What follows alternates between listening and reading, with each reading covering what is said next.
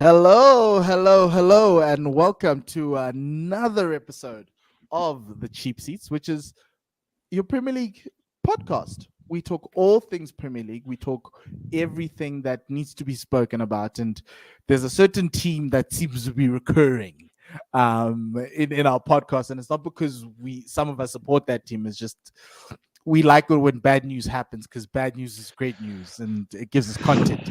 So, welcome to the Cheap Seats. We call ourselves the Cheap Seats because we sit at the top of the stadium and then we will opine, we will argue, we will tell you that even the coach is getting it wrong. And that's what it is. That's what the show is all about. So, please do like, subscribe, and follow us.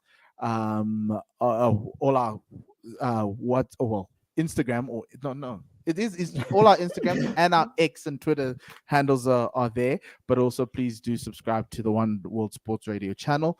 The show is sponsored by Classic Shirts ZA and so Apple and Spotify these days. Please do follow them, Classic Shirts ZA, on the Instagram and Twitter pages. But also look for the Cheap Seats on Spotify and Apple Podcasts. We've got an audio version for those who tend to drive in traffic, or if you're in Europe, do the whole metro situation there. That's kind of awkward. Or Dean, who has a Vespa. Dean, how you listen to podcasts on your Vespa, dude? And you just put the one AirPod in, so it's fine. Okay. You see, just like Dean. So, because we're sponsored by Classic Shirts today, every time we start with the shirt of the week. So, Wahid, look away. Our friends at Classic Shirts can acquire a certain Brighton home kit that you would, that if you are a Brighton supporter after watching them beat Manchester United for like the third time in a row at home, or away, at Old Trafford, you might want to acquire a certain American Express kit. I like it, Dean. I think it works. Even the whole sponsorship thing works, and it's Brighton. And we'll talk about Brighton later, but yeah.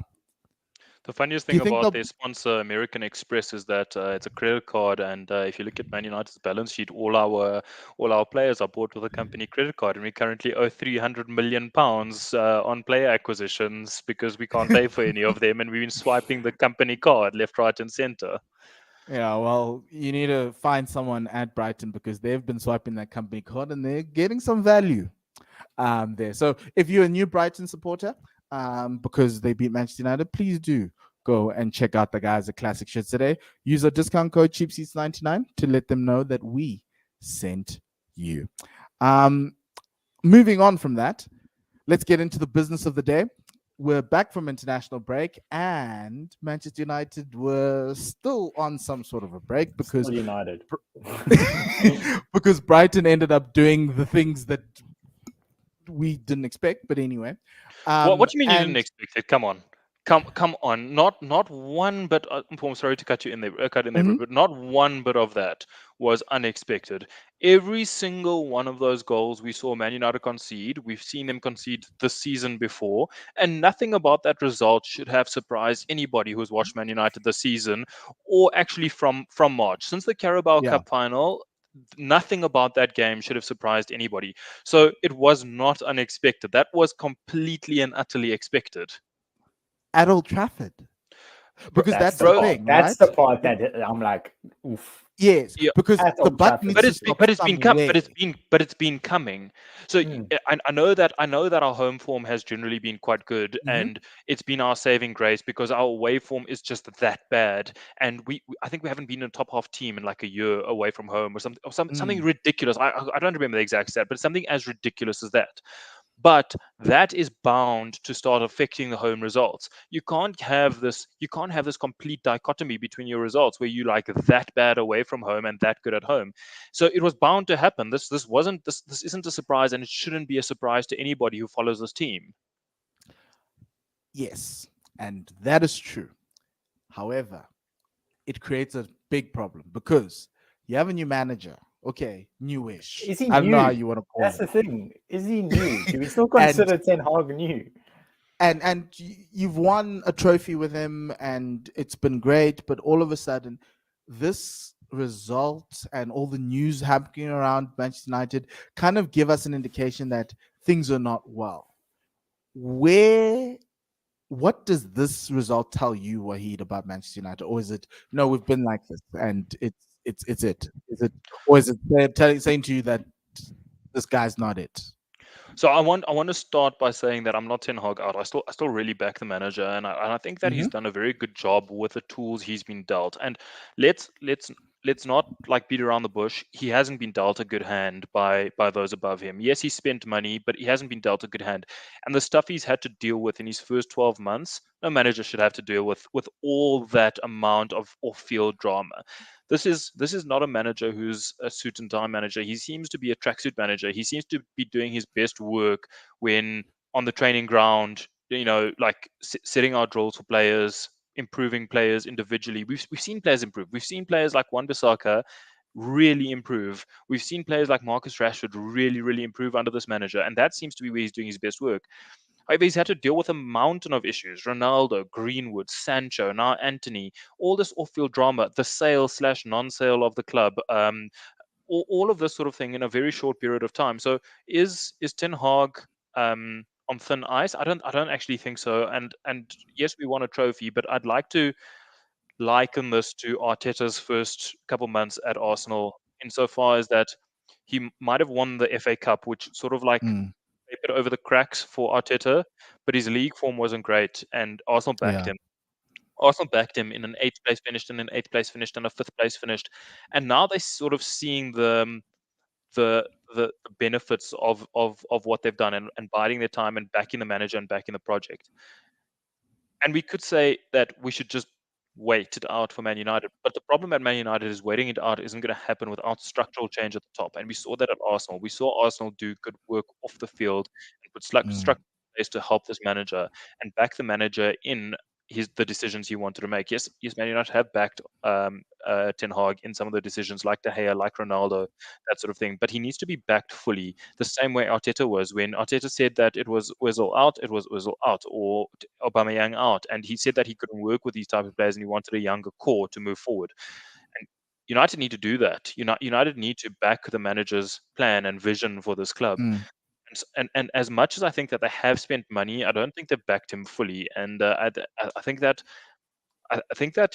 it's also two pronged, because I'll speak to some of it insofar as I think that they've Okay, backed let's enough, stop there for now but I and talk also about think the they've given backing. him too much power, because sorry, I think that they've given him too much power, Hmm. because we shouldn't be in a situation where every single transfer target is a manager's transfer target. I read something on the Athletic to say that the only transfers we've signed under Ten Hag, Mm. which weren't Ten Hag targets, were Mason Mount and Rasmus Højlund. Those were identified by the scouting department and put forward based on analysis and data analytics and that sort of thing, to say that these players would fit the vision of Man United. And those are the only ones he rubber stamped where it wasn't his player from his agency, or having previously worked with him, or that sort of thing. But you can't have it both ways, right? So you can't say you need to back the manager, but two out of the, I don't know how many players he signed, are effectively his, right? Is it a situation where you're saying that if they, and you speak to the whole credit card situation earlier, if let's say they allowed him to get any player that he wanted, he would have gotten different players and wouldn't been that Ajax core that we've seen, because money was no option, was no object. Kind of like the whole Declan Rice with the Arsenal thing. It was, we're going to pay the 110 regardless, Yeah. right? Is it that, or is it? It ended up being. It ended up so. Are you saying that Ten Hag was forced to kind of find these cheap options out of Ajax that he's had relationships with, rather than necessarily going out and getting a Valverde It's an in interesting essence? question. It's an interesting question, because I think there's it's a very nuanced situation, and I don't think we'll ever know exactly what's going on unless we're sitting in those boardroom meetings.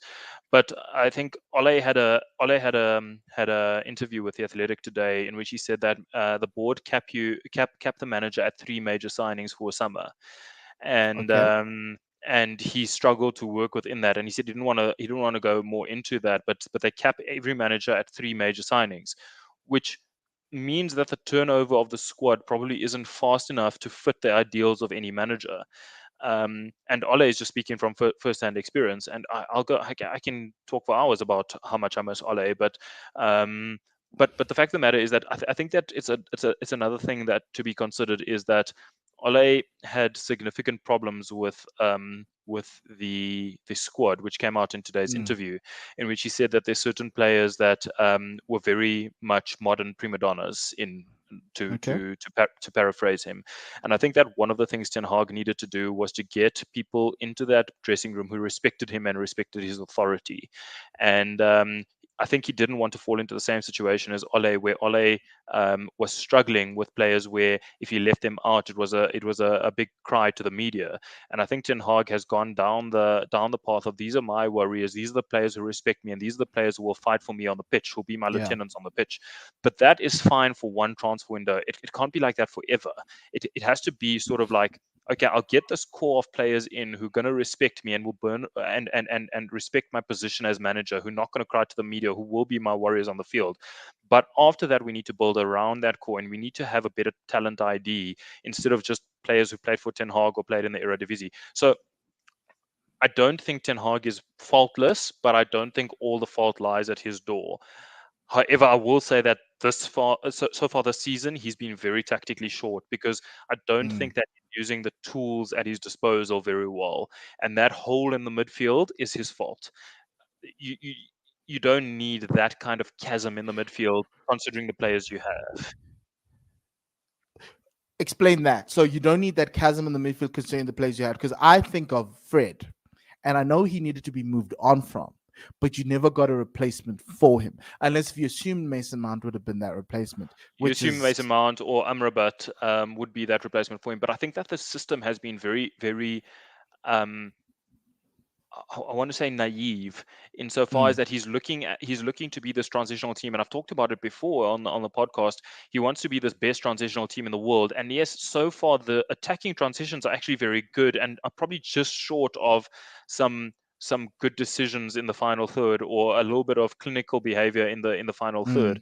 The problem is on the defensive transitions, insofar as that the team is trying so hard to press high, which seems to be his obsession at the moment, to press extremely high, which has left this hole in midfield.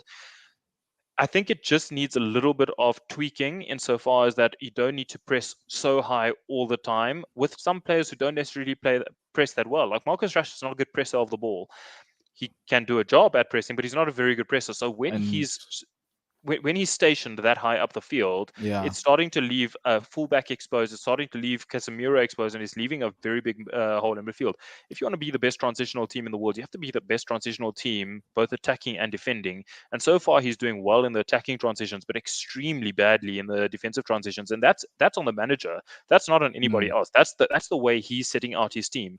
Teams with lesser players and less talent are doing better in defensive transitions than Man United, and that's not acceptable. Brighton's team on the day, Brighton's team 11 for 11 was nowhere near as good and talented as Man United's team.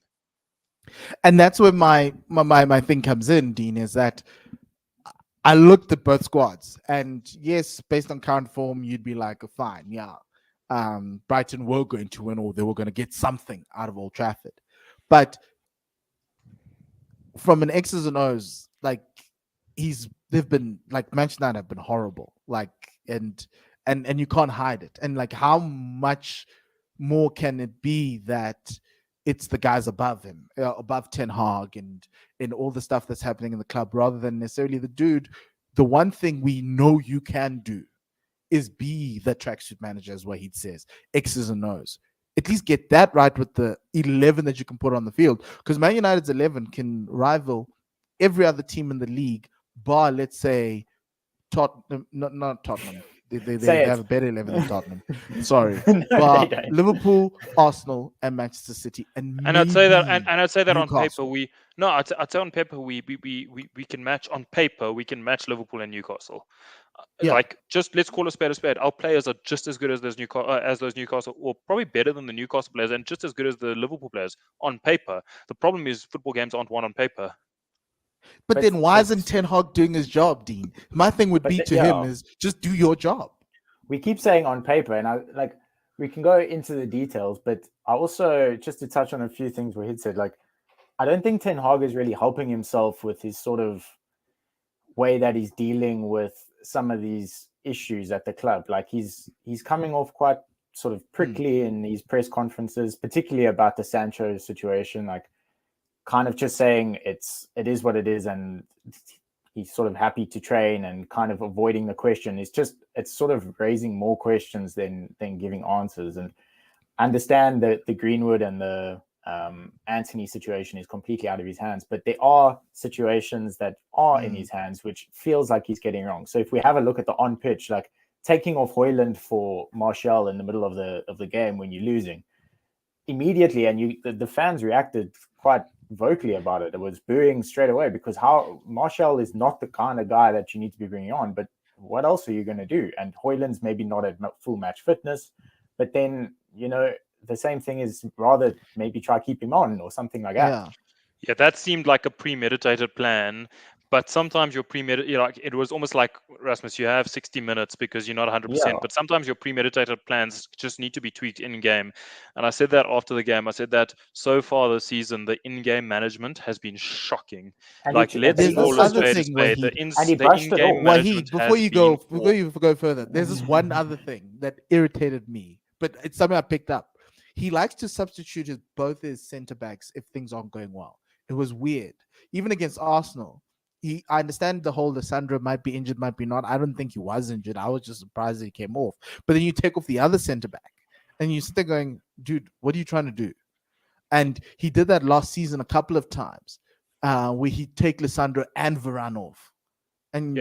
And it creates a bit of defensive instability. And it speaks to Louis van Gaal's second season. Louis van Gaal in his second season had this habit of changing his fullbacks on 65 minutes every single game. And nobody could understand why you have these premeditated substitutions where you're changing your fullbacks for absolutely no reason. You're chasing a game and you're changing like Paddy McNair for Donald Love is what Louis van Gaal's change used to be. And I remember sitting there, we're playing Stoke, and I'm thinking, what the hell are you doing, my Tom? And now it's exactly the same. You're putting on Johnny Evans and Johnny Evans and Harry Maguire to finish a game against Arsenal. To get a draw. Not to finish a game. Yeah, to get a draw against Arsenal. And I mean, that's just not a smart move. You'd rather keep on an 80% fit Lissandro and put on an attacking player or put on someone else. And again, I sat there baffled by the decision. So again, I've talked about the fact that this manager seems infallible in some Man United players, some Man United fans' eyes, but we really have to ask questions of the in-game management. But then also the one thing about this weekend that really surprised me is it's not even a full-strength Brighton team that United faced. They had Estepinian on the bench, Ferguson's on the bench. Not even on the bench. Estepinian wasn't even on the squad. No, wasn't even in the squad. Solly March didn't play or didn't start. So you also have a look at the United side and you're like, okay, United's got injuries, fair. But Brighton also have injuries and also didn't play their strongest 11, which also Can we talk about those injuries? Because again, those injuries don't seem to be a random part of Man United's problems at the moment. When you have that many muscle injuries, if a guy breaks his leg, unlucky. If he tears his ACL, unlucky. But when you have that many muscle injuries, it speaks to a problem. It speaks to a big problem in either the training or the nutrition or the physio or something or the next. That many muscle injuries all at the same time speak to a bigger problem. What's up with the fitness of these players? Are they being managed correctly? Is their training load correct? I mean, it's actually that simple. There should be sports scientists managing how quickly and how close these guys are to muscle injuries. And that just speaks to mismanagement off the field. You can't have this many muscle injuries all at the same time. So how do you fix this? Where do we get to a point where we can say, can he fix this? Because the way I'm looking at this right now, I look at United's next fixtures and I'm like, Bayern Munich, oh my Lord. Harry Kane is going to be having a field there. And we're going there with five defenders in total. We're going with and one of them I is think Reguilon. Reguilon, who I thought would be a He disaster. was the best Best performing player player, on the field on Saturday afternoon. which again says a lot that the third choice Yeah. Spurs left back is your best performing player. And then you've got Burnley, you've got Crystal Palace, you have them again, It's a fairly okay run. and Brentford. Yeah. And Yeah. Actually, so I looked at the run and thought this is an okay run to try and sort this out. That Burnley Palace 3 fixture prong is decent enough to try and get some players back and get some stability without like a big fixture looming in which you might get thrashed around the park and laughed at. So it's all about going back to basics, getting it right, getting the defensive structure right, and getting this all purring. I think Amrabat's going to be key in terms of getting the defensive transition structure right. I will caveat that by saying what I've read from a lot of journos is that Amrabat was flagged by Man United scouts as not being good enough for the Premier League, and Ten Hag pushed that signing over. Man United scouts to this day don't believe that Amrabat will be good enough to play in England, and that is why the club made him sign a loan with an option to buy rather than obligation or straight out signing. The club don't think he's going to be very good. But then doesn't this speak to a little bit more drama in and around the manager's office and how the manager's handling all of these things? Because also with the whole him wanting Greenwood back, and people are not happy about that. And then all of these signings through his agent and all these stories. Is there something else that is going to be bubbling over in the next couple of months to the point where if this run does continue, or it's a stuttering of a season and you find yourselves in November staring in the place where Chelsea was in 11th and So, staring up the table? I think that Ten Hag. Remember when we were looking for a new manager, the slogan from all the journos was that Ten Hag interviewed Man United as much as Man United interviewed Ten Hag. And I think that a lot of promises were made to this manager in terms of control over what he wants to do and how he wants to go about it. But that might be the noose that he has to hang himself by in the end. If he's been given this much control, he needs to perform to the level of control he's been given over the incomings. Yes, Man United aren't good at a lot of things. And yes, there needs to be structural changes off the field. But I don't think we can fault them in terms of how much control he's been given over those signings. Yes, I don't think he's been backed fully. I don't think he's been given all the tools he wanted. But he's been given enough tools to be better than this. And I think that is probably part of the promises that were made to him to be along the lines of he will be backed to sign his players, etc., etc. He probably looked at the scouting department and thought these guys are rubbish. Well, we'll find out with Sofian Amrabat. The biggest concern is if Burnley does beat you, then yes, we'll be back next week talking. Then Ten Hag out. No, I wanted to put him on. I wouldn't be Ten Hag out for quite a while, and I think he's bought himself. I think he's got enough credit in the bank to not be Ten Hag out. However, there are many concerns around the club, around the manager, around certain players.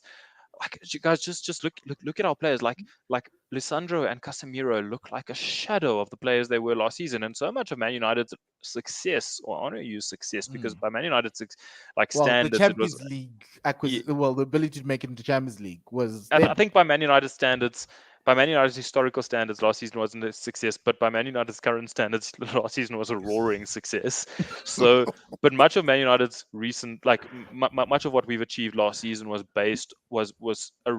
centered around those two and the defensive structure they could give us. And they've been rubbish this season. Casemiro looks overweight and rubbish, and Lisandro looks like he's really struggling to come back from that injury. So we'll have to see how if those two turn it around at some point. I think that we'll be in a much better situation. But I think that Casemiro needs help, and I think that Amrabat was signed to help Casemiro out a little bit because I think that his leg. I don't want to use the word legs are gone, but he looks like his legs are gone. We've got this oak on 300k. We've got this oak on 300k a week till he's 35. But you spoke about the pressing player, right? And I think having had a Fred there next to him helped him a lot because Fred covered a lot of the deficiencies that Marcus couldn't do on the left. Like I think 80% of our good games last season came with a midfield three of Eriksen, Bruno, and Casemiro. The Fred thing was always late in the game, and by March he was almost shut out of the team. He barely played from March onwards. So it's not a Fred thing. It's more Casemiro's legs gone, Eriksen's legs gone. Man United have given big contracts to aging players. Wahid, you did say buying a 31-year-old midfielder out of Real Madrid past his prime. I said this. People laughed at me. The Man United groups were Schweinsteiger all over again. The Man United fan groups where I'm on were laughing at me when I said this is a bad piece of business, and I said it at the time. He was a good player for 12 months, which we couldn't even get out of Basti. But remember, we paid nothing for Basti. We paid £70 million for this oak. Yeah, no, that's so much to talk about on that club of yours. But anyway, let's look at the other team. The other team that was purring. They were roaring. They were running as though Old Trafford was the Amex. Actually, they pretty much turned it into the Amex because this team made 6 changes. Preparing for Europa League on Thursday, their first ever game in Europe. And they were, Roberto De Zerbi just had them purring. Oh, my word. But we've heard the words Manchester United. Dean, the thing for me with Brighton, I look at them and the question is, are they legit top 6 contenders? And the legit part is, can they sustain this for the next couple of years? We understand that Newcastle can do that because they've got the financial muscle to necessarily continue this thing and they're trying to build a Manchester City. But Brighton don't have that. Brighton are effectively look like Southampton when Southampton had Mane and Graziano Pele and all these wonderful players that everyone kept on buying from, right? And Southampton are now in the championship. Yep. You can also talk about Leicester, same thing, right? Similar type of thing. Leicester always found these defensive midfielders out of nowhere. They found N'Golo Kante, even before France even knew who he was. So how many seasons are you giving them? Or because now they're in Europe and we've seen teams in Europe who break into the top 6 and then they'll struggle in the league. These guys are not struggling in the league. Obviously, we'll find out because Europe starts this week. But how is that? Are they legit? I think they are.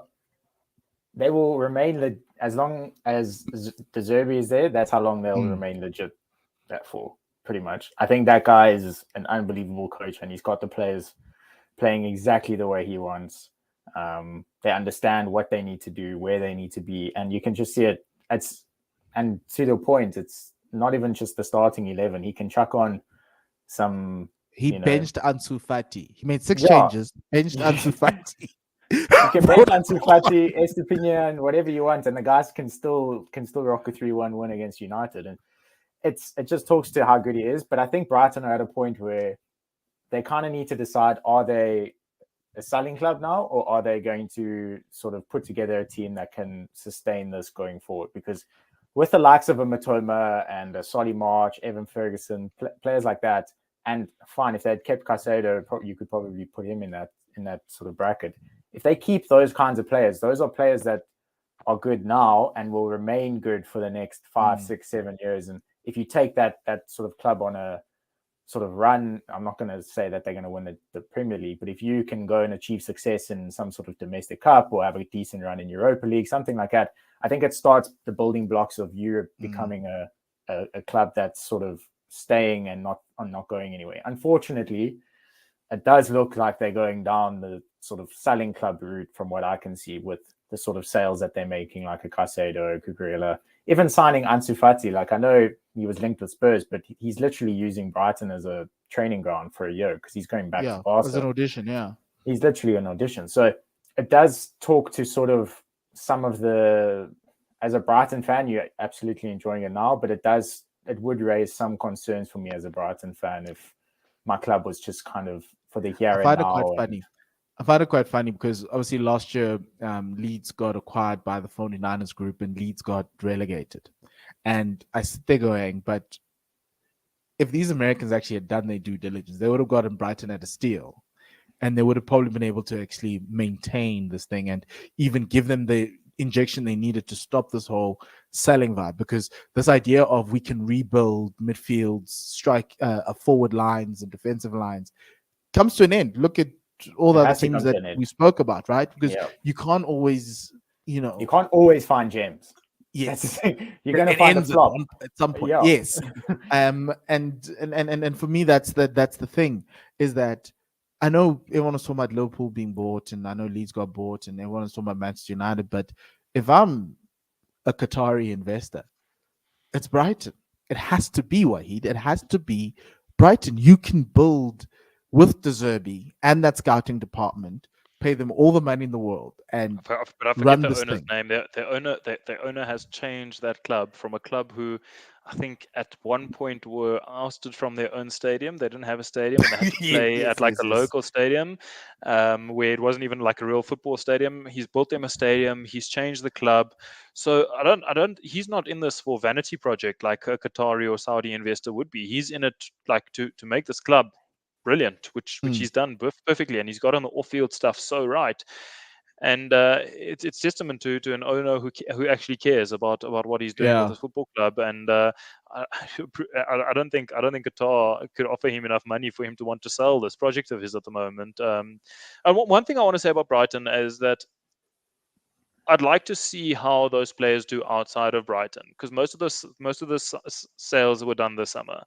And so Mm. far, we've seen a bit of hit and miss. We've seen Kukurea sort of be rubbish. Trossard hasn't been at Arsenal long enough, but he's doing quite well. McAllister hasn't started his Liverpool career that well. So Ben I'd White's like to done well see at how Arsenal. Ben White has done well at Arsenal, but I'd like to see how these players Caicedo's like been terrible. Caicedo do outside of Brighton, because we've seen that with other clubs like Borussia Dortmund and Ajax. Mm, Insofar as those players don't necessarily always do that well outside of the bubble from those development clubs like Dortmund mm, and Ajax. And we've seen Ajax players struggle outside of Ajax. We've seen Donny struggle. We've seen De Ligt struggle initially. We've seen Frankie de Jong struggle initially outside of those bubbles. We've seen other players just completely disappear, the Ajax players who left. And mm, then we've seen the same from Dortmund. We've seen Nuri Sahin, who was a star there. We've seen Götze, who was a star there. We've seen Shinji Kagawa, who was a star there, all sort of unable, or Mkhitaryan, unable to cut the mustard mm. elsewhere. So I'd like to see just how well these Brighton players get on outside of the Brighton bubble.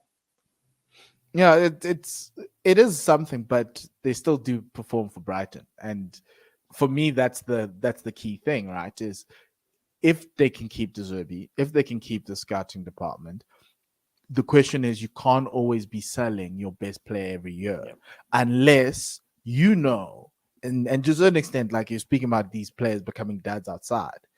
If Brighton understand that they only work in Brighton and they can always find these players who can work in a Brighton system, then selling guys for 80, 60 million becomes something that they've discovered that we haven't been able to, because they keep on selling duds to the market. But somehow they keep on finding these players that work. Just remember, De Zerbi is doing really well right now, but you speak to Italian football fans and they have a very different opinion of De Zerbi. I think in his first two jobs in Italy, or his last two jobs in Italy, he averaged like less than 30% win rates. He went to Shakhtar, did really well in basically an uncontested league, and is now doing all right at Brighton. So again, De Zerbi is doing well in the Brighton bubble, but put De Zerbi in charge of Man United or Tottenham or Arsenal, and I'd like to see how he copes. He could just be another Graham Potter. Graham Potter was phenomenal in the Brighton Yeah. bubble and couldn't hack it outside the Brighton bubble. So De Zerbi is doing a phenomenal job at his current club. I'm not sure that translates to a Big Six club, and we'll see one day, because I'm sure you carry on this well and you'll get a shot at the big time one way or the next, and we'll see whether it actually translates, because he did awfully in Italy. So we're just saying there's something in the air down on the south coast. I'm just saying. I don't think it's the air. I think when you go into those into those clubs, Ajax, Southampton at the time, Borussia Dortmund, it's all so structured around the sporting project that you put a player into a player or manager or coach into that sporting project. Everything is so structured around it that it sort of protects them within that bubble, and they can perform to the best of their ability within that bubble. Take them outside of that bubble, and it's not always like plain sailing outside that bubble. Look at Kukurea. Look at Caicedo. It's not plain sailing outside of that bubble. Okay, Also, so the we are spotlight. not going to be swapping De Also, Zerbi for Ten Hag. you just also need to remember that the spotlight at the top 6 in England is very different to everybody else. But You Big screw, Ange is you handling the screw, spotlight well. you screw up at Spurs, like Nuno experienced, or you screw up at Arsenal or Man United. Man United is completely different because of the soap opera that it is, and Yeah, etc. So you need to gargantuan. you need to look at Man United as a separate entity as compared to the other top 6. But even at the other top 6, Arsenal, Spurs, Liverpool, the spotlight on those managers is so intense as compared to Brighton. De Zerbi loses 4-1 to Newcastle next week. Nobody says a thing. Like they don't care. Well, they lost 3-1 to And- West Ham, and you Yeah, kind they of lost go, 3-1 to oh, West Ham. Nobody notices. You shrug your shoulders, you move on. Man United or Spurs or Arsenal lose 3-1 to West Ham. It's crisis stations for a club like that. Yeah. And which is why I'm not ready to consider them legit top 6 contenders because of that, right? Because like next week they can literally lose to whomever they're playing next week. Like with that West Ham loss, we all sat there going, okay, then maybe it was just fool's gold. You know, they caught fire in a month and that's it. So, okay, the jury's still out on Roberto. Let's just see. So Yes. they play Bournemouth this weekend. Then they got That's an easy one. Villa away, Liverpool at home, City away. So And that's 3 mid losable European games, eh? League. Yes. That's 3 And losable games. very Villa, three, Liverpool, yeah. City. Yeah. You can And lose also all three. Bournemouth because they're Oh. they're playing Bournemouth on the Sunday after Europa League. So that's the other the thing. question See, around first how time they ever handle Europe. So, yes. Well, we've got a lot of first time ever Europe teams or first time in a while Europe So teams. tell us how coming it up. feels to be a first-time Europe in a while, Paul. Oh my word, I'm so excited. And I'm Dean, even what you watching doing random tonight and Champions League tomorrow games. night, bro? I'm working tonight. I don't know what else is happening. I'll tell you one thing about Champions League, right? Is that I've been starved of because ever since Arsenal left Champions League, I'll watch the big games. I don't want to just watch random games. Last night I found myself watching that Newcastle AC Milan game just because we're in You missed the elite round. Yeah, we one of these boys. I got to watch all the games now. I play in this competition. I got to check out my competition. You know, I got to check out the opponents. But to close it out, we've got a big one like this weekend. But Man United in the Champions League, like I swear, I feel like Rick was in the Curry Cup. Like nobody cares about me. I'm making up the numbers here. Look, I'm so afraid of what Harry Kane's going to do to you. I am so scared, and I'm just hoping I'm Thomas very Tuchel excited. messes it up. The best and most amazing things in life will happen to you if you just lower your expectations. Watch Manchester United win 1-0 and like Casemiro scored. And but yeah. To be honest, watching Kane cry, I won't be upset if Kane starts crying. So chilled. No, I don't think Kane's gonna cry. Oh, come on, Dean. He's a Spurs legend, dude. He did everything the right way. He left the right way. He didn't go to a rival. That's a legend for your club. We got Levy announced last night that we've got a buyback clause. So now everyone's like, okay, cool. Man's coming back in 4 years. Let's go. Like I read that and I was like, I don't want Kane at 33 or 34 coming back. It makes no sense. Man United. Anyway. Listen, Dean. Take it from a guy who signed an X at 37 years old. Don't go down that route. Do not go down that route. It turns out well for nobody. Look, Wahid, they brought back Gareth Bale. Yeah. So, jeez, I even forgot about that. Jeez, like it's been a long. Okay, Dean, last one before we go. Ange's big first North London derby away at Arsenal. He is the underdog. Can you do it? Can we do it? Yes. Will we do it? I'll walk away with a draw. If you offered me a draw on the table right now, I'd take it and walk away. And yeah, I think in terms of how our season has gone so far, we've played really well. Like, I don't think anyone can deny that. The way that we are going to set up is quite scary, judging on the way Arsenal could attack us. Very open. And if Saka, depending on Martinelli's injury, see how that goes. Don't worry about it. We've got Trossard. Yeah, we've got Trossard and Saka. If he plays in Nketiah or Jesus, I don't know who's going to play through the middle, but it'll be interesting to see how our new system sort of matches up against like a real top team, like I'm not going to count United as one of the top teams that we faced so far this season. So the inverted fullbacks and the youth is going to be interesting to see. But it is one of the, probably I'd say in the last 3 years, one of the first North London derbies that I'm like, okay, it'll be fun to watch. Like I'm not scared to watch it. So I'm just glad Harry Kane is not on the other side because he was always inevitable. I'm so happy he's gone. I'm worried about Son. I think if you play Son as a 9, it could be quite interesting. I think we will. The Richarlison situation is quite weird. But I think Ange can get him under his wing and he can become a better player. And I assume he did because the way he played over the weekend, I was like, oh, okay, cool. Maybe Ange did give him a phone call to tell him everything is fine. The thing for me is the unknown factor with Tottenham, right? You don't know to what degree Ange Ball has been ingrained in Tottenham, right? Because to a certain extent, you can also wait on us, let us have the ball, and take that defensive pressure. But I don't know if you can. I don't think we have the players to do it. Yeah. That's my problem. Because I think Bissouma and Pape Sarr in the middle of midfield are going to work hard. They're runners. They're going to stop everything. They're going to cause a lot of problems there. The question obviously is when the ball gets past them, can your back four do it? But on my end, it's just like, dude, it's the first North London derby where I'm expecting Arsenal to win. Like it's not a situation where because even last season I go to North London derbies and I'm like, we on paper we're better than them, but they've got this guy named Harry Kane.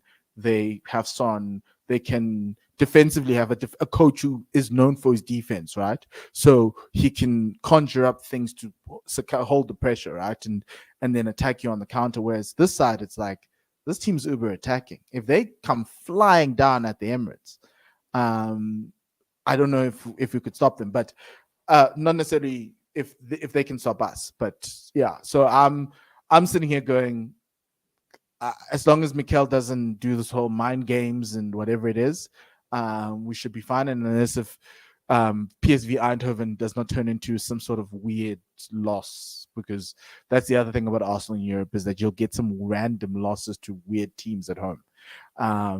But yeah. The one thing is Spurs are going to play attacking for sure. Like there's not a chance that he's going to can't win. Like, is that the only way you can win a game? Yes. Well, for them, definitely the way that Ange is. He's going to play. He's going to play like that against City. He's going to play like that against Arsenal. He's going to play like that against anyone. And that's the thing. To play that way against an Arsenal opens you up to getting absolutely battered. But at the same time, he's not going to change the way he's not going to play. What I will and say I on prefer this, that. I've played both. I've suffered through playing against both teams this season, and I don't think the gap is as big as you are making out between those two teams. I don't think Arsenal have been that good this season. They played really well against Man United for 30 minutes, 15 minutes at the start of the first half, and maybe 15 minutes at the end of the second half. And the rest of the games, you've actually been quite laboured. You haven't been free-flowing and great. And it's not like if Spurs come flying at you, you will fly back at them. You've actually struggled for that attacking momentum. And Spurs haven't. Spurs have been very good. And Arsenal, as solid as they look in the back, have had moments where they can be opened up. Rashford showed you can open Arsenal up quite easily. And bar a few millimeters, United could have beaten Arsenal playing on the sucker punch. And if what we could do in short bursts, playing on the counter and playing on the break, Spurs could do for 10, 15, 20 minutes, I think Arsenal defenders might be a little bit worried about that sort of sustained pressure if Spurs could bring it on. Yeah. United could only do it for 30 seconds at a time, like from back to front. If you bring sustained pressure on that back line, I think it might cause you trouble. Yes, but Wahid, you guys were playing some sort of a lowish block at times. Most of the game, you were not. We were playing a very low block. We went there to sucker punch you. The issue that I've had with Arsenal is that we've struggled breaking down low blocks, which is a frustration because I'm like, Mikel, you know that teams are going to start playing like this, right? And wanting you to play in front of their back four instead of trying to put stuff in behind. But if the game is stretched, like in that situation where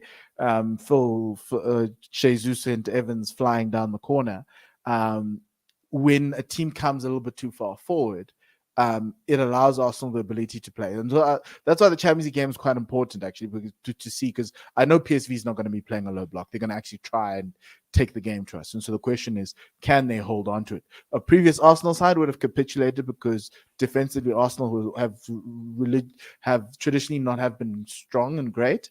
But I think now with Rice and with the whole Gabriel and Saliba thing happening now, it makes a lot of sense. The only other problem is obviously the goalkeeper situation, which Mikel is being Mikel, he's being Mikel, and poor Aaron Ramsdale. If you guys want a goalkeeper, please give us 50 million and you can take Aaron Ramsdale, because I don't think Aaron's coming back. See the light He's not coming back. Like, and that's an England international, like a 22-year-old England international. We like told, no, it's fine. Called it that he's going to make Raya number one and Ramsdale's going to be phased out. Yeah, but to a certain extent, he's doing what Pep did. He's doing what Pep did. He got a goalkeeper. Yeah. Pep got a goalkeeper because he didn't like Hart, and then he didn't like that goalkeeper, so he got another goalkeeper, and he eventually settled on Edison. And he's gone from laying cones for Pep to just completely copying what Pep did. Yes, and you hope that in a derby like this, he doesn't out-Pep himself by trying to be clever. Because the question is obviously, if you can take that offensive pressure from Tottenham, and if Declan Rice can get those interceptions that he's known for, right, it's easy for you to then convert it forward. And now the guys will have space. So if you want to tell me, if I can come back next week and tell you this offense is messed up because Tottenham gave us so much space and we couldn't score goals, that would be a problem. That's the problem I'm worried about. I'm not worried about not being able to create chances in a low block, because teams don't want you to create chances. That's the whole purpose, is you need to be more creative. And this team isn't creative because we send creative players away. Mikel doesn't want creative players. He told you he doesn't want Ozil. He doesn't want Pepe. He doesn't want guys who can create off a dime. That is a very interesting discussion, which you could probably have on another Cheap Seats episode, because you look at Pep and he doesn't like those Maverick type of attacking players. He likes robots. He's taken Maverick in Bernardo Silva and made him a robot. Yes, it's a different version of Bernardo Silva, an amazing version of Bernardo Silva, but you compare him to the player he was before he joined City, and it's completely different. The same as Jack Grealish. He was a maverick. He could change the game in an instant at Aston Villa, but he's gone there. He struggled initially because Pep was turning him into a robot. Pep doesn't like players who play on the spur of the moment and with flair. And it seems like Arteta is exactly the same. You want players to play as robots. Do your job in the team. Play for the collective rather than for a moment for yourself. And that's exactly what it is. And so I think in this game against Spurs, you'll see the system work a lot better rather than against an Everton and that's where Trossard is quite interesting, because I've seen Trossard go off book at times. Even that goal he scored, it was slightly off book, because normally he wants you to, from that position, to pass the ball, not necessarily try and go for it. So for me, Trossard's an interesting player in that system. And to a certain extent, maybe other players are allowed to be creative, like the left-sided players or Saka. But even Saka's ability to be able to be creative is within the bounds. Very different for England and for Arsenal. Saka's not having a great season. Like, if we be honest, Saka's not lighting it up. And there's a few matchups collecting assists. Still getting it, but it's an assist. But like, there's a few matchups in this game I'm really excited for. Destiny versus Saka, I'm very excited to see what's going to happen there. I think Maddison versus Odegaard is going to be interesting to see who's going to run that midfield. Why are you saying Maddison Odegaard? It's more of Madison. If Madison plays as a very advanced man, it's more Maddison and Rice, and who comes out on top there? I'm fair. But the midfield, I'm quite interested to see the midfield three versus the midfield three, because I think a Basuma, Sarr, and Maddison midfield three can go up against pretty much any midfield three in the league, the way that I see it. And same on the other side. I think Porro versus Trossard is going to be very interesting. Porro is a Going very back, good player, Trossard. but he's a rubbish defender. Defender, yeah. He's not a good defender. But that's what I'm He's saying. good Rubbish going forward. defender. Yeah. Rubbish player, defender, rubbish but he defender. can, He's like he can a easily get Trent behind light. Trossard. Yeah. Trent Clyde. Okay. Dean's The made one some thing, bold claims. is if Brennan Johnson plays. I want to see Brennan Johnson play because I think that guy's going to be quality for us. I'm calling it now. Brennan Johnson is. Huh? Wait, you're telling me about the kid who couldn't be quality at Forest? Watch Brennan Johnson become. And you're telling me he's going to be quality at Spurs? Watch. I promise. There's another striker at Forest you should have gotten. He's scoring goals every game. Brennan Johnson is doing what? Mark my words now. We'll mark this day. I promise you, Brennan Johnson's going to become absolute fire at Spurs.